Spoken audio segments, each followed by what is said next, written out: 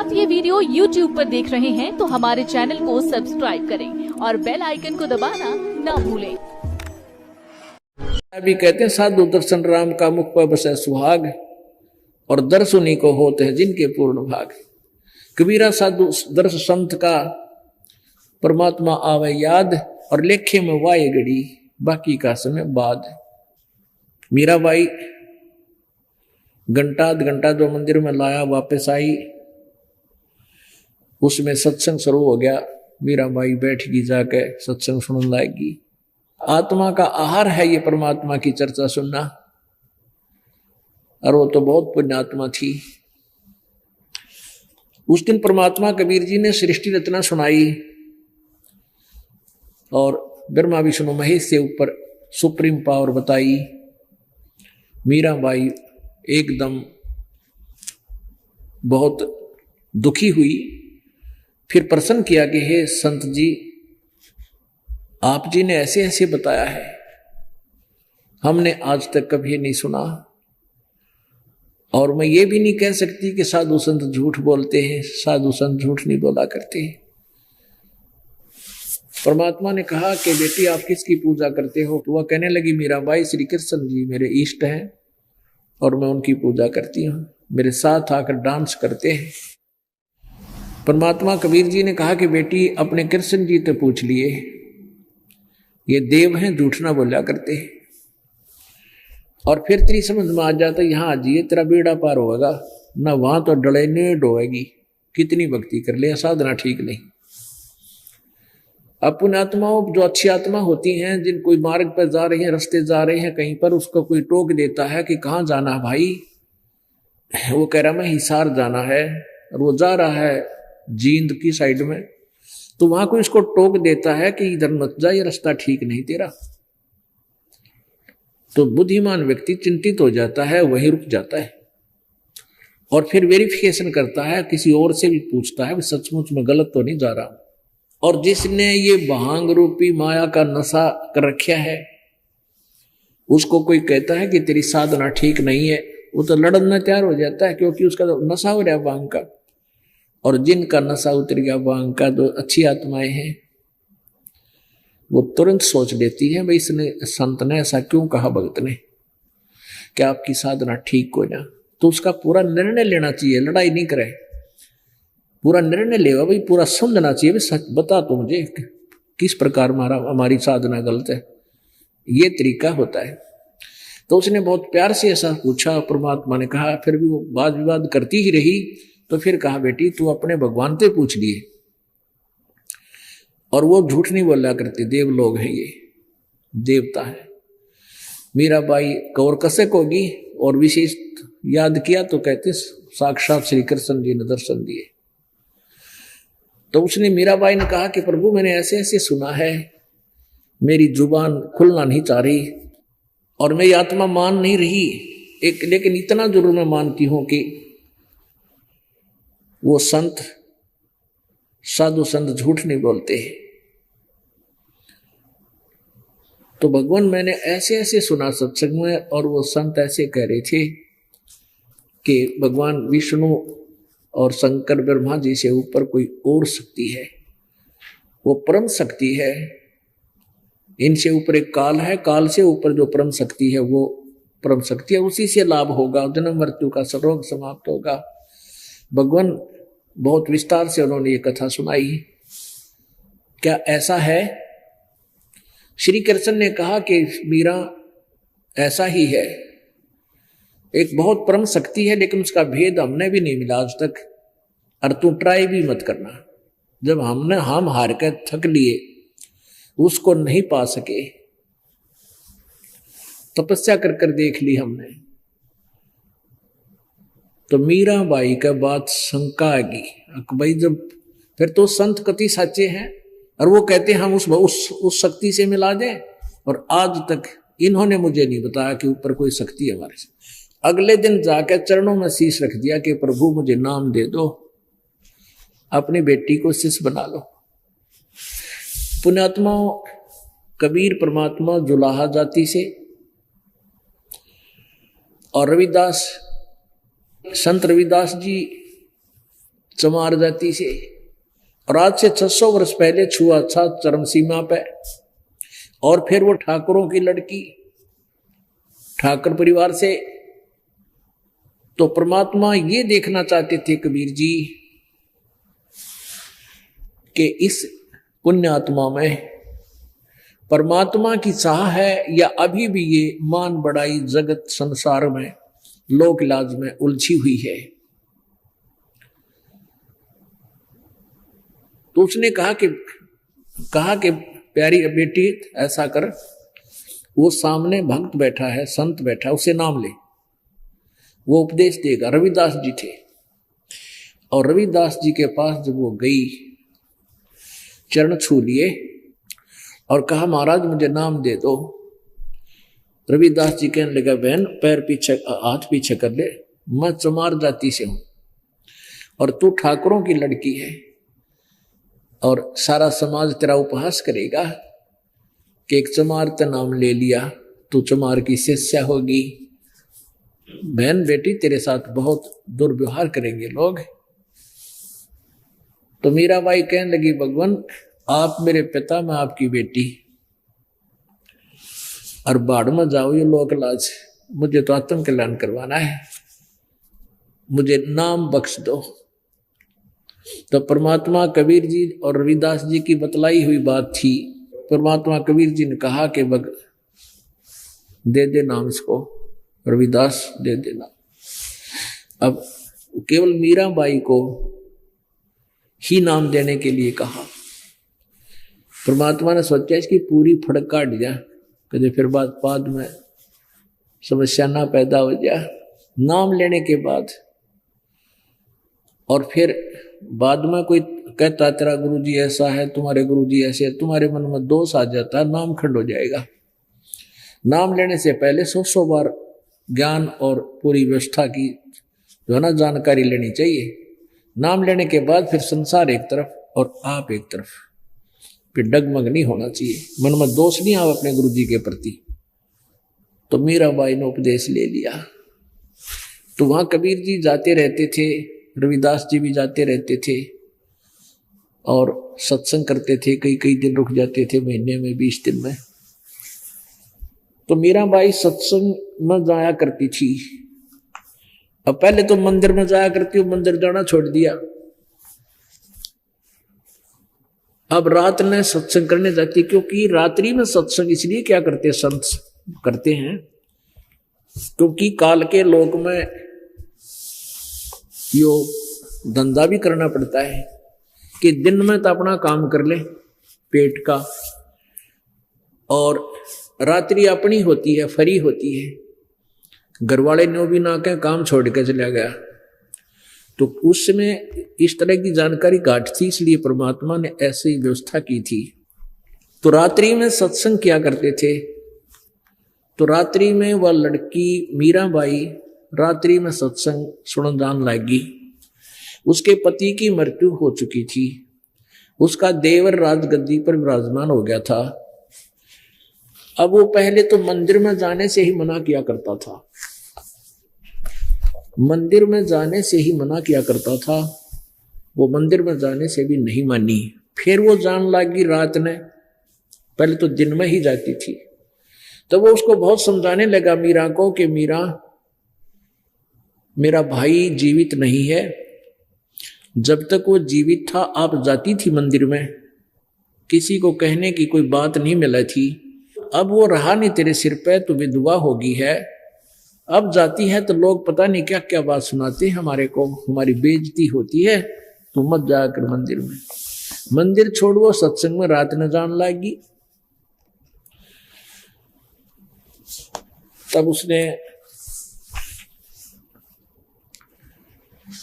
क्या सोचा कि भी या तो इज्जत की गाक होगी।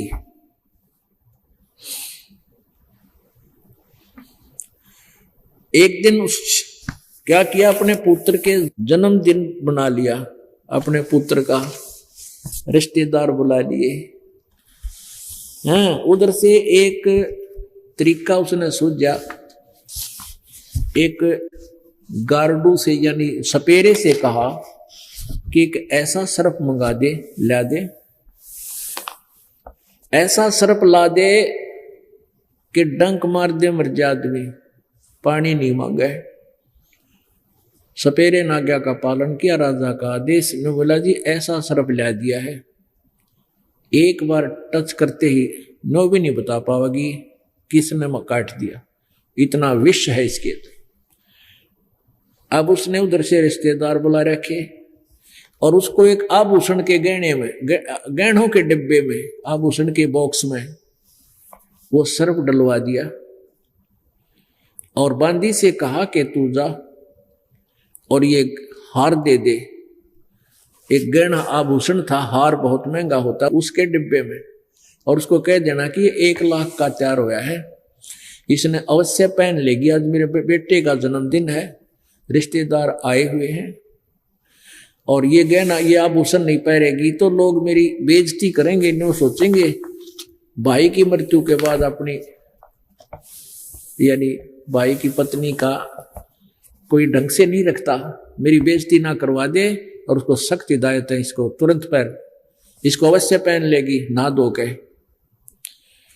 अब बंदी लेकर गई थी, वह नौकरानी लेकर गई, मीरा को सारी बात से परिचित कराया कि तेरे देवर ने भेजी है, ये 1 लाख का तैयार है, हार है, ये गले में डालने वाला। मीराबाई ने सोची अगर देख लेते हैं खोल कहीं तो दुखी करेगा, और मेरे लिए तो मिट्टी है या हार है तो भी पहन लूंगी, यो शर्मा दर्द ना करेगा मेरे। न बोली ठीक से। उन्हें खोल कर देखा, वहीं वो नौकरानी खड़ी है, उसमें बहुत सुंदर हार पाया। अकदर दे नौकरानी, मैं स्नान करके पहन लेती हूँ। स्नान करके उसने वो हार पहन लिया, कपड़े पहन के धोए दाए। उधर से उसने सोची उसके देवर ने को मरगी होगी और रिश्तेदार आए हुए हैं और उसका फिर पता लग जाएगा सबने, सांप ने डस ली इसलिए मरगी, ना तो बाद में इसने कि मैं करूंगा मारा मोरी करूंगा तो लोग मेरी निंदा करेंगे। अब वो वहां गया, उसने जाकर देखा मीराबाई एक सुंदर हार पहने बैठी है। अब वो कहता है कि तू ये हार कहां से लाई इतना कीमती। अब मीरा की आंखों में आंसू आ गए हैं, कहने लगी इतना दुखी ना कर मुझको, तुझे दोष लग जाएगा, आप ही तो भेजा है, आपने ये गहना अभी इस बॉक्स में, ये अभी आपने भेजा था, अरे ऊपर से मुझे बदनाम कर रही है कि ये कहां से लाई तू हार। अब उसके तो पैरों तले की जमीन निकल गई, क्या बकवास कर रही है, इसमें ये हार हो ही नहीं सकता कि इसी में, इसमें ये हार था, कहाँ इसी में हार था। मीराबाई बोली इसी में था ये आभूषण। वो बांदी बुलाई, बांदी क्या ये डिब्बा वही है जो तू लाई थी? हाँ जी वही डिब्बा है, मेरे सामने खोला था इसने और कहा था रख दे, मैंने देखा वो सुंदर हार, यही हार जो पहन रखा यही था इसमें। अब वो राणा कहता तू क्या बकवास कर रही है, सच बता। अगली सच बता रही है। उसने सोची भैया तो ना मरे, फिर जहर प्याना चाहा, विष का प्याला प्याया, तलवार लेकर चला गया कि इतने पी, कुछ दिन के बाद ना तेरी गर्दन काट दूंगा। तलवार लेकर खड़ा हो गया नंगी, म्यान से निकाल कर। अब मीराबाई ने सोची तलवार में तो दर्द होगा, मारती हूँ गाय मुझे तो जहर ही पी लेती हूँ। वो विष का प्याला गटगट पीगी और पी कर बैठ गई। 1 घंटा खड़ा रहा और निकम्मी आत्मा वह ना मरी, बिल्कुल और भी ठंडक सी होगी शरीर में। अब परमात्मा कहते हैं पावेगा अपना किया रे, भोगेगा अपना किया रे। मीराबाई को मारने लगे जहर का प्याला प्यारे, और पीवत ही अमृत हो लग गया, हो गया सर्द ही यारे।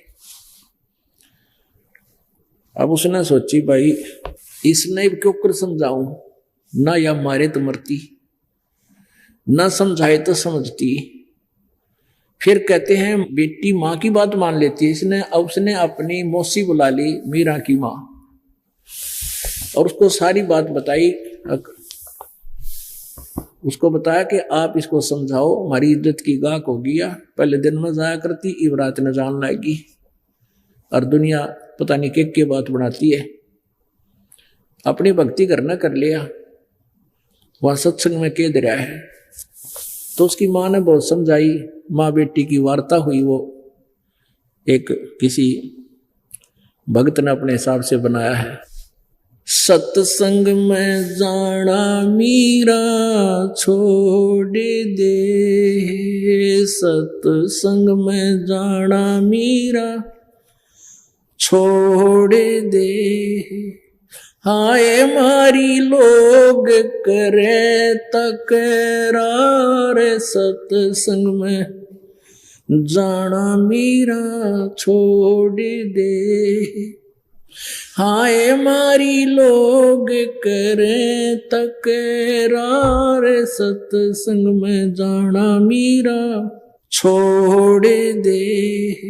अब मीराबाई कहती है, सत्संग में जाना मेरा ना छुटरी, सत्संग में जाना मेरा ना छुटरी, हारी चाहे जड़ के मरो संसारे, सत्संग में जाना मेरा ना छुटरी, हारी चाहे जड़ के मरो संसारे, सत्संग में जाना मेरा ना छुटरी, थारे सत्संग के राय में, थारे सत्संग के राह में, हाय वहाँ पर बब्बर शेर, कोई कोई शेर तन खा लेवे,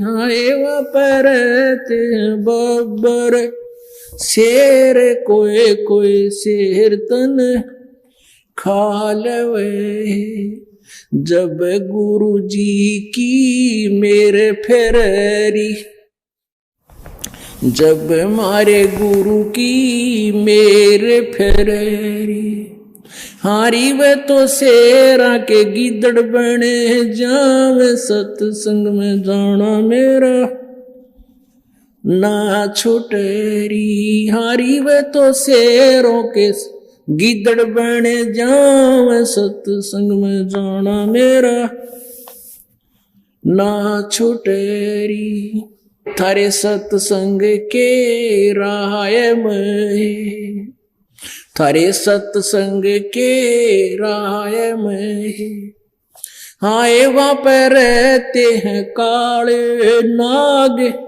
कोई कोई नाग तन डस लेवे, हाय वहाँ पर रहते हैं काले नाग, कोई कोई नाग तन डस लेवे,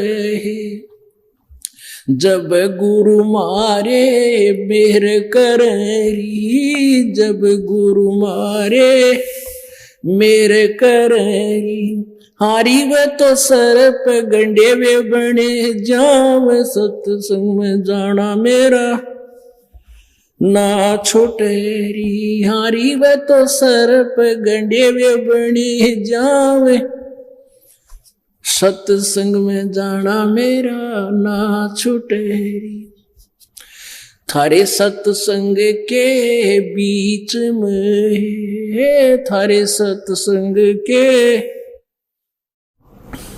बीच में, हाय वहाँ पर रहते हैं साधु संत, कोई कोई भक्त तन ले रमे, हाय वहाँ पर रहते हैं साधु संत, कोई कोई संत तन ले रमे, तेरे री मन में माता पाप हैरी, तेरे री मन में माता पाप हैरी, संत मेरे माँ बाप हैरी, संत मेरे माँ बाप हैरी, हारी वे तो कर देंगे बेड़ा पार, सत्संग में जाना मेरा ना छुटरी, हारी चाहे जड़क मरो संसार, सत्संग में जाना मेरा ना छुटरी,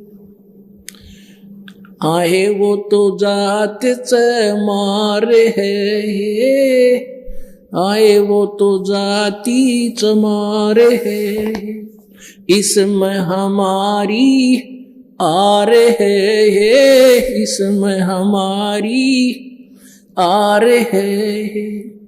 तेरे री लेख मता चमार है री, तेरे री लेख मता चमार हैरी, मेरा सिरजन आर हैरी, मेरा सिरजन आर हैरी। हारी व तो मीरा के गुरु रविदास, सत्संग में जाना मेरा ना छूटरी। हारी व तो मीरा के गुरु रविदास, सत्संग में जाना मेरा न छूटे।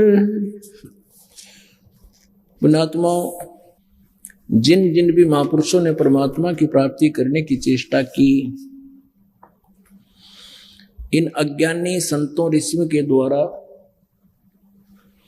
भ्रमित किया हुआ समाज जोर शोर से विरोध किया करता है। अब ये तो पुण्यात्माओं एक खेल का मैदान है, आपस में दो टीम होया करती है और दोनों अपना अपना दाव लगाती है। विजयी वही होता है जो सतर्कता से खेलता है और विरोधी टीम का दाव नहीं लगने देता है। तो ऐसे ही मीराबाई ने अपनी मां, उसकी मां ने बहुत कोशिश की डराने और धमकाने की कि रात ने एक लीजा तुझे शेर खा जाएंगे। तो मीरा कहती है कि परमात्मा मेरे राजी है, मेरे गुरुदेव मेरे प्रसन्न है, वह शेर भी गिद्दड़ बन जाएंगे मां, अगर कभी आमना सामना हुआ तो। फिर सर्प से डराई के सर्प तुझे खा जाएंगे, वहां अंधेरे में जाती है। तो मीरा ने कहा कि भगवान की पावर परमात्मा में नाम में बहुत शक्ति है मां, वह सर्प भी गंडे हुए बन जाएंगे, अर्थात वो मुझे नहीं खा पाओगे, डस नहीं पाओगे। आखिर में जो सबसे बड़ा हथियार था वो प्रयोग कर दिया कि वे एक बात सुन बेटी, वो जाति का चमार है, हम ठाकुर हैं, इसमें हमारी घड़ी बेइज्जती बना है। तब उसने कहा कि मां तेरे लेख है तो वो चमार होगा, पर मेरा तो भगवान है, वो रविदास मेरे लिए तो मालिक है, मैं उनसे दूर नहीं हो सकती। और भी बहुत सी बातें कही कि तू वहां जाती है, वहां भक्त मर्द आदमी रहते हैं, व्यक्ति होते हैं, और कोई तेरे पर बुरी नीयत भी कर सकता है कि नहीं माता, सत्संग में बुरे आदमी नहीं होते, और कोई होता है तो उसको भी सीधा होना पड़ता है, क्योंकि वहां ज्ञान ऐसा होता है। आपने सत्संग सुना नहीं है, और संत तो मेरे माता पिता के तुल्य हैं, वो उन्हीं के सहारे हम परमात्मा प्राप्ति करें।